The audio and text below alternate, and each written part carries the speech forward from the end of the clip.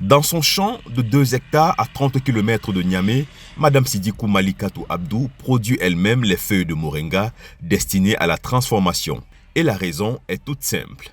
Nous avons décidé de produire nous-mêmes notre moringa afin de ne pas acheter le moringa qui est sur le marché.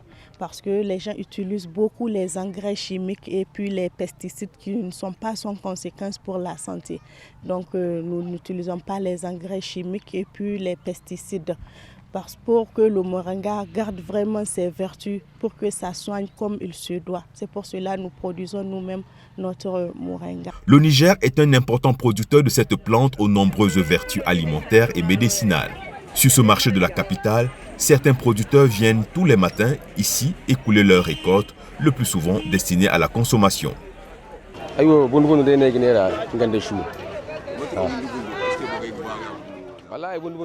Le moringa est un aliment très prisé au Niger. Il est cultivé dans presque tous les villages environnants de la ville de Niamey. Les commerçants s'en procurent auprès des cultivateurs. La vente se fait en gros comme en détail et le prix du sac de 100 kg varie entre 13 000 et 15 000 francs CFA.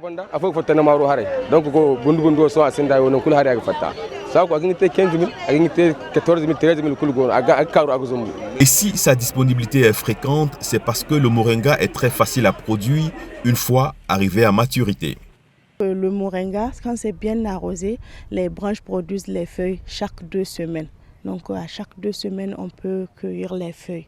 Dans son unité de transformation, Malikatou dispose d'une équipe dédiée avec qui le travail est effectué. Du lavage au séchage en passant par la pré-cuisson, le tri et l'emballage, tout est fait minutieusement avec un respect strict des règles d'hygiène. Après le lavage, nous allons procéder à l'essorage du moringa avant de passer à la pré-cuisson ou bien au séchage parce que nous procédons à 2 types de production. La pré-cuisson et puis le séchage normal. La pré-cuisson, c'est pour obtenir le moringa pré-cuit, comme le copto que l'on consomme.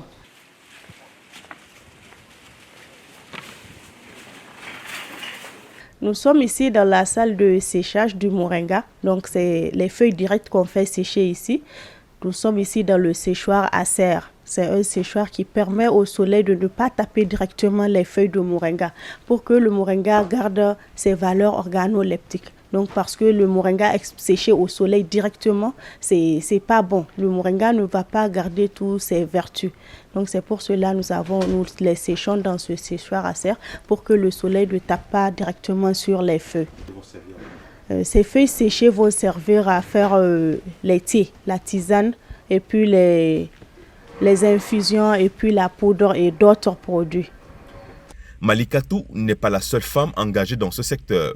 Depuis plusieurs années déjà, la plante aux 1000 vertus fait l'objet de beaucoup de convoitises tant par les nationaux que par les étrangers, ce qui pousse les transformatrices à développer différents produits pour satisfaire la demande.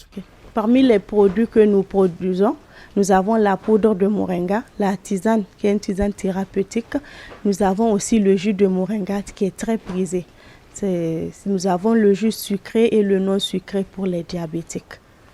Cette réussite bénéficie aussi de l'accompagnement de l'État et d'autres acteurs qui ont vite compris l'enjeu et la nécessité de soutenir les femmes et les jeunes dans la transformation des produits locaux tels que le moringa. Nous sommes accompagnés par l'État du Niger à travers l'initiative 3N, l'INRAN, le projet PASEC, ainsi que d'autres partenaires tels que l'ANMC, AgriProFocus.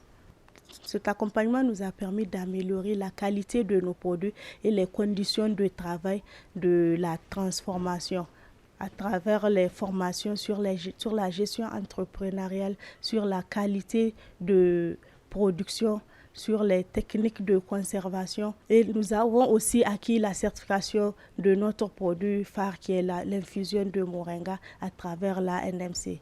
Ces produits sont disponibles dans les grandes enseignes et surfaces du pays. Une autre partie est destinée à l'exportation.